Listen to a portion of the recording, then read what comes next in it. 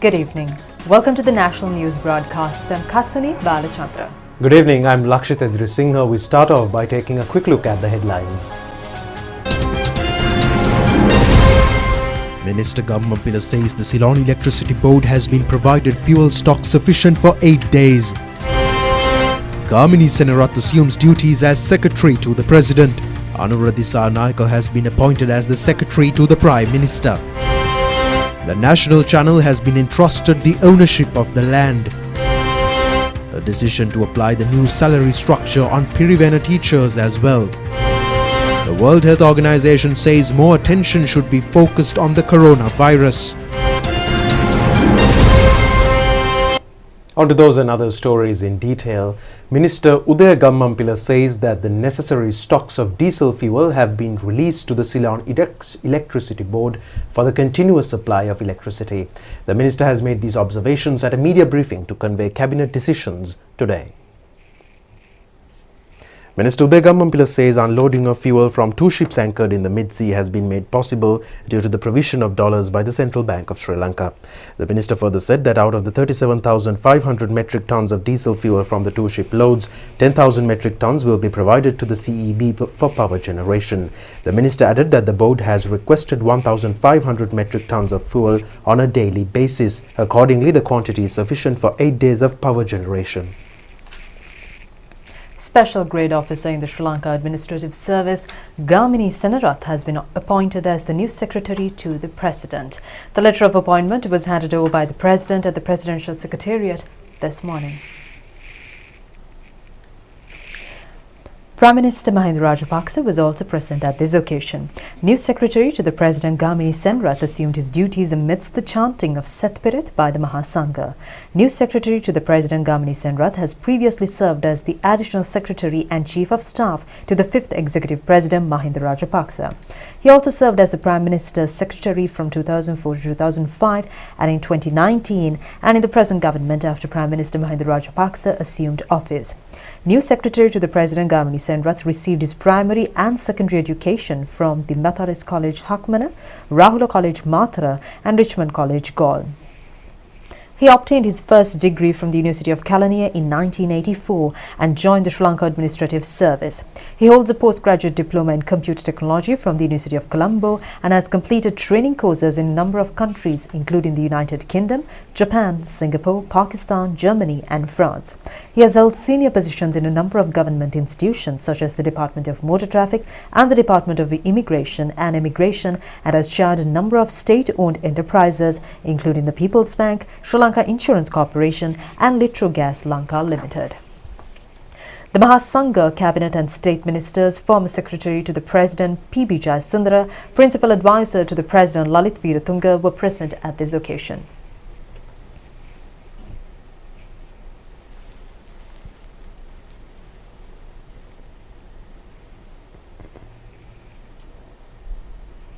Meanwhile, DM Anuradha Naika was appointed as the new Secretary to the Prime Minister and his appointment letter was handed over by the President. A senior official of the Sri Lanka Administrative Service, new Secretary to the Prime Minister Anuradha Naika previously served as the Secretary to the Ministry of Irrigation. He has held the post of Secretary to several ministries and is an experienced public servant who has held many senior positions in the government sector.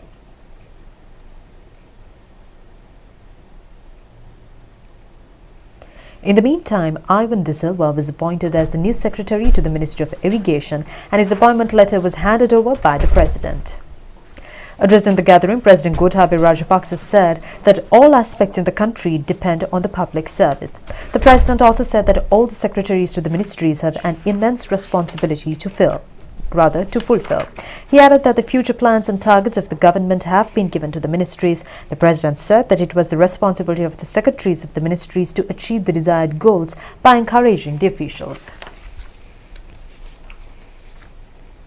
Minister Dala Salaha Peruma says that the government is successfully confronting the economic crisis in the country.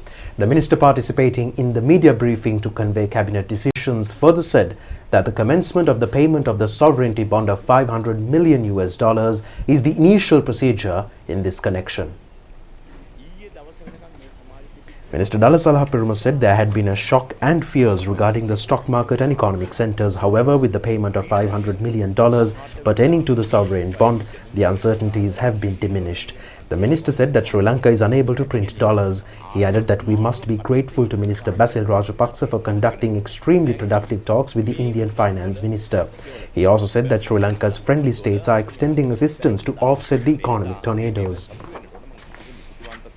මුදල් ඇමතුමා බැසිල් රාජපක්ෂ ඇමතුමා ඉන්දියාවේ කරපු සංචාරය ඉතාම ඵලදායි සංචාරයක් විදියට ඉන්දියානු මුදල් ඇමතුමා ඉතාම වගකීමෙන් කිව්වා අපි ඕනෑම තත්වයක් යටතේ ශ්‍රී ලංකාව මිත්‍ර රාජ්‍යයක් කියලා කියන විශ්වාස ඇතුව දුෂ්කරතාවයන්ට මැදිහත් වෙන්න කැමතියි කියලා කියන එක එතුමා ප්‍රකාශ කරා. ඒ නිසා අපි මේ ආර්ථික කුණාටුවක් අභියස ඉඳිද්දී විශාල වික්ෂිප්ත බවක් සමාජයේ තියෙන වෙලාවක ඒක නිමා වුණා කියලා කියන සතුට මම හිතනවා අපි සිළුම පුරවැසියන් විදියට පළවෙනි වටේ ඒක නිමා වුණා කියලා කියන සතුට අපි භුක්ති විඳින්නට ඕනේ. The media personnel have questioned on this occasion on the charges being made by the trade unions in the petroleum sector regarding importation of fuel. Minister Uday Gammampila said not a single trade union in the Petroleum Corporation has made any accusations. A misunderstanding has been created over the identification of a trade union leader who had retired from service 4 years ago. He further said that not a single person has so far made any complaint to the Ministry of Energy regarding provision of substandard fuel. කිසිම පුද්ගලයෙක් තෙල් සංස්ථාවට හෝ බලශක්ති අමාත්‍යාංශයට ප්‍රමිතියෙන් තොර ඉන්ධන පිළිබඳ පැමිණිල්ලක් කළා නැහැ. Minister Ramesh Patiruna has pointed out that the government has taken necessary measures to deal with the food problem expected to occur in future. Minister Ramesh Patiruna said there is no need to have any fears regarding a food crisis. Programs are underway to face any challenge. The biggest target is to expand Sri Lanka's green agriculture project. Only a 20 to 25% deficit in food production may occur. Steps have already been taken to import rice to meet any shortage. He also said that the Chinese government has already decided to donate 1 million metric tons of rice to Sri Lanka to commemorate the 75th anniversary of the China-Sri Lanka Rubber Rice Agreement. The Chinese contribution may reach the island in March of this year. Necessary measures have been taken to expeditiously implement the new salary structure of the teacher-principal service on Pirivena teachers as well. The Ministry of Education in a communique has instructed to make the necessary payments with arrears of the months of January this year. Salary revisions in the Sri Lanka Principal Service, the Sri Lanka Teacher Advisory Service and the Sri Lanka Teacher Service are scheduled to be implemented with effect from January 2022. However, the relevant circular has not become applicable for Pirivena teachers. Therefore, the Cabinet Memorandum has been drafted to make the necessary amendment. It has been presented through mediation of State Minister of Dhamma Schools, Bhikkhu Education, Pirivenas and Buddhist Universities, Vijitha Berugara. New salary scales of teacher principal grades are currently being processed in zonal education offices throughout the island. State Minister Kanaka Herath says that measures are being taken to hand over to the government employees the 5,000 rupees salary increase with this month's salary. It has been reported that vegetable prices have gone down in special economic centres in the island. A group of our correspondents was engaged in a fact-finding tour in these special economic centres. A month ago, a rapid increase in the prices of wholesale vegetable stocks had been witnessed. The normal prices of many types of vegetables had exceeded 600 rupees. Yet our correspondents say that a significant decrease in bulk prices of vegetables has been observed after the weekend. The vegetable prices have also declined at the Narahempita Special Economic Centre. The wholesale egg prices had also been increased in the recent past. The traders say that by now the prices of this commodity have also come down. State Minister of South Asian and Commonwealth Affairs of the United Kingdom, Lord Tariq Ahmed, has conducted talks with Prime Minister Mahinda Rajapaksa at the Hilton Hotel in Colombo last evening. The aim of the discussion is to consolidate cooperation with Sri Lanka. State Minister Lord Ahmed is scheduled to visit Jaffna and Trincomalee during his 3-day visit in the island. The meeting has also focused attention on ways of developing the tourism industry in Sri Lanka and to increase foreign employment opportunities and enhancement of the education sector. Among those who have participated in the discussion included Minister Basil Rajapaksa, Professor G.L. Pires, Mahindananda Amaravira, State Minister Tariq Balasuriya, Governor of the Central Bank Ajit Niwad Cabral, British High Commissioner in Sri Lanka Sarah Houlton and Secretary to the Ministry of Foreign Affairs Admiral Professor Janath Kolumbage.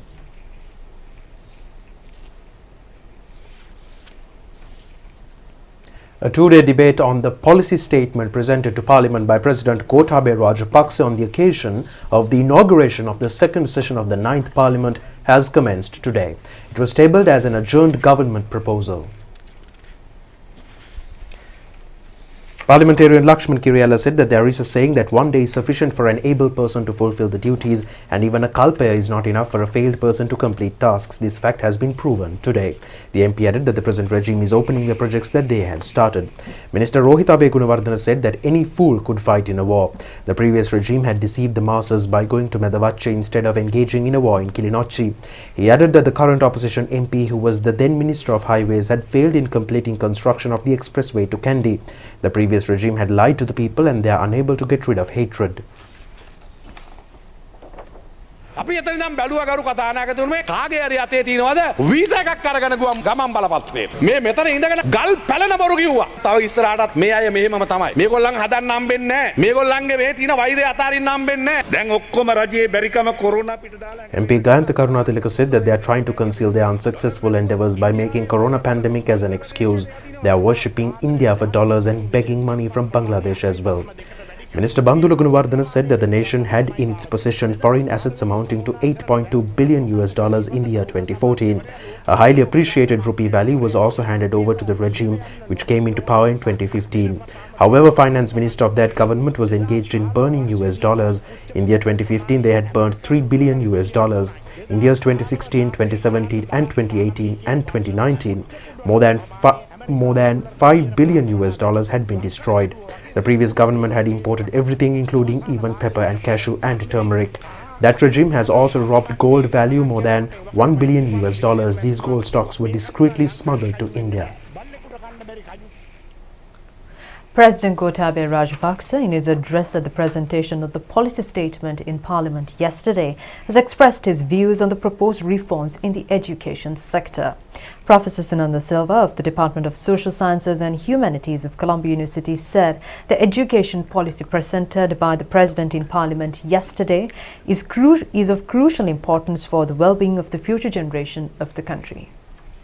Human resource development has become a very important strategy for economic development. Most of the countries consider human resource development is a perpetual machine for economic development. It has become ever growing right now. Therefore, Sri Lanka is the very important knowledge place to create the knowledge hub. As you know that Sri Lankan main strategy is to create a knowledge hub. So expanding national schools with high quality and high facilities and enhancing the national universities with the participation of private and international universities would be a very strategic approach at present. It is not only a human resource development, it can prevent high leakage of foreign currencies to abroad for our students, those who are going to abroad for their higher education. At the same time, we can invite foreign students to study here with high internationally recognized universities in Sri Lanka.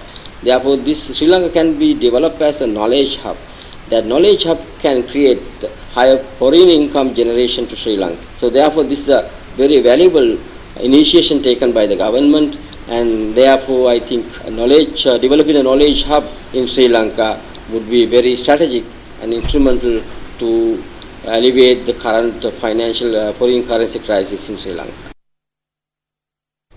President Gotabaya Rajapaksa has paid his last respects today to the remains of First Commander-in-Chief of the Sri Lanka Air Force, retired Air Chief Marshal Padman Hariprasad Mendes. The President has arrived at the private funeral parlour in Mount Lavinia where the body was kept. He has also extended his condolences to the relatives of his family. The late Commander-in-Chief had commenced his professional career by joining the Royal Ceylon Air Force as the 5th amateur official. He had also undergone training in Britain as a pilot instructor and flight consultant. He had entered history as the first Sri Lankan who underwent training in this capacity. In the year 1971, he was appointed as the 4th Commander-in-Chief of the Royal Ceylon Air Force. With the transformation of the Royal Ceylon Air Force into Sri Lanka Air Force, he had become the first Sri Lankan national to hold the post. President's Chief Advisor Lalit Veeratunga, Defence Secretary General Kamal Gunaratne, Secretary to the Public Defence Ministry Jagat Alvis and Sri Lanka Air Force Commander-in-Chief Air Marshal Sudarshana Patirana have also joined the President in paying their final respects to the late Commander-in-Chief of the Sri Lanka Air Force. Operations in the new oil tank constructed with the objective of enhancing capacity of the oil bank in Colombo in the Jayabahalum Terminal Company have commenced today. Minister of Ports Shipping Rohita Gunawardena has presided over the event. The Colombo Oil Bank of the Jayabahalum Terminal Company is comprised of 13 tanks. The capacity of the newly erected tank is 3,200 metric tons. It has a height of 16.5 meters. It is considered as a long-term solution to the shortage of fuel. All oil tanks are equipped with fire prevention facilities as well. Minister Rohita Gunawardena said that work in the Jayabahalum terminal will end in 2024. The constructions of the Western terminal will be concluded by the year 2025. People in the country were aware that the Rajapaksa government has added assets to the country and safeguarded these assets in the correct manner. Chairman of the Jayabahalum Terminal Company Attorney at Law Lakma Ratnayaka and Managing Director Leshan De Silva have also attended the event. A Jayapirit chanting with the participation of 1000 Mahasangha to extend blessings of the Triple Gem for a prosperous new year will take place at the premises of the Bandaranaike Conference Hall on the 26th of this month. Blessings will be extended on the Sri Lankan and the world community and the government headed by the President. Defence Secretary General Kamal Gunaratne says that the meritorious event has been organised on the instructions of President Gotabaya Rajapaksa and through full supervision of the Ministry of Defence. Secretary to the Ministry of Defence, General Kamal Gunaratne said that all organizational activities will come under the supervision of the Ministry of Defence. Earlier, it has been decided for the participation of 5,000 bhikkhus in the ceremony. However, due to the COVID-19 situation, the number of participant bhikkhus has been restricted to 1,000. The Secretary further said that disabled gallant soldiers as well as family members of such heroic defence personnel will also take part in the event. The Office of the Head of the Defence Staff, the Ministry of Home Affairs, the Office of the Commissioner of Buddhist Affairs, the Presidential Media Division, the three armed forces, the Civil Defence Department and the Sri Lanka Police coming under the Ministry of Public Defence will extend assistance in the conducting of the event. Director General of Presidential Media Division Sudeva Hettiarachchi and President's media spokesman Kingsley Ratnayaka, heads of defence, have also attended a media briefing held in this connection. Minister Namal Rajapaksa says that an international conference is scheduled to be conducted in Sri Lanka this year. He has made these remarks to the media upon conclusion of the second session of the 5th Sri Lanka Youth Parliament. The second session of the Youth Parliament has commenced yesterday under the leadership of the Speaker of the Maldives, Mohammed Nasheed, and Minister Namal Rajapaksa. The two-day event was held at a specially constructed Parliament chamber at the auditorium of the National Youth Council in Maharagama. State Ministers Nalaka Gudaheva, Theyanuka Vidanagamage and Tariq Balasuriya, Chairman and Director General of the National Youth Services Council, Damita Vikramasinghe, and Secretary of the Ministry of Sports, Anuradha Vijayakon, have also graced the occasion.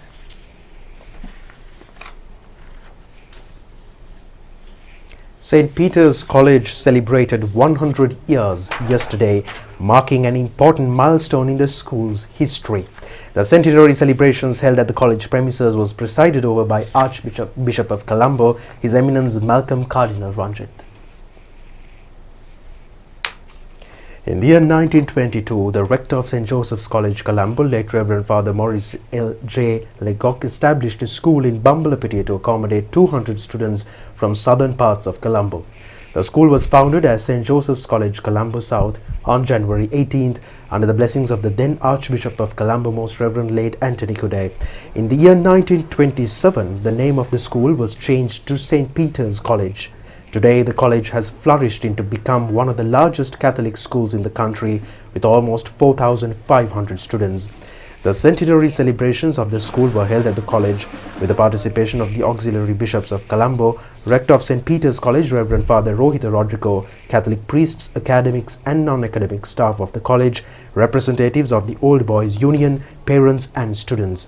A postage stamp and a special first day cover were also released, marking the 100-year anniversary of the college during the ceremony. All boys, you have kept the blue. Taking a look at the global stance of the COVID-19 pandemic, the World Health Organization has warned that the COVID-19 pandemic is yet to be over, as France, Germany and Brazil posted new records of infections in the past 24 hours. Director General of World Health Organization Dr. Tedros has said that the pandemic is nowhere near over and requested the international community to pay an additional attention on the virus spread. The highly transmissible Omicron strain has spread unabated around the world, pushing some governments to impose fresh measures while speeding up the rollout of vaccine booster shots. Europe is at the epicenter of alarming new outbreaks, with Germany's cases soaring past 100,000 and France reporting nearly 500,000 cases yesterday. The UN Health Chief warned against dismissing Omicron as mild, as the dominant COVID strain continues to flare new outbreaks from Latin America to East Asia after it was first detected in southern Africa in November. A Galle district correspondent of the Sri Lanka Rupavahini Corporation, Sugat Mangala, has passed away at the age of 51 years. Mangala had received appointment as the Galle district correspondent of the national television in 1991. He has passed away this morning, receiving treatment at the Karapitiya Teaching Hospital in Galle. Sugat Mangala was an executive member of the Southern Lanka Media Centre and a Justice of Peace as well. He was also a father of a son and daughter. The body is being kept at residence in Yatalavatta Kurunduhena in Galle. The final rites are scheduled to be held at the Baddegama crematorium at 6 p.m. tomorrow. And that's all the stories for tonight. We'll see you tomorrow at the very same time. Good night. Good night.